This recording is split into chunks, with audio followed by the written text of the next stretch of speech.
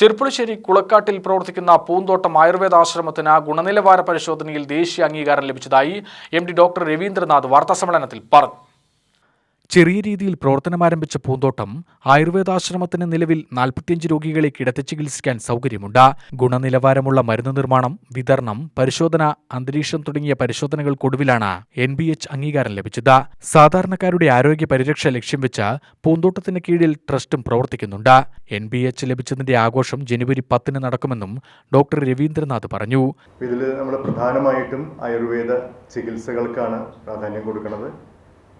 അതിൻ്റെ കൂടെ തന്നെ ആയുർവേദ മരുന്നുകൾ നല്ല ഗുണനിലവാരത്തിൽ തന്നെ നമുക്ക്, കാരണം അത് വളരെ പ്രധാനമാണ് എന്ന് വിശ്വസിക്കുന്ന കുറച്ച് ആൾക്കാരാണ് നമ്മൾ. മരുന്നിൻ്റെ ക്വാളിറ്റി വളരെ ഇമ്പോർട്ടൻ്റ് ആണ്.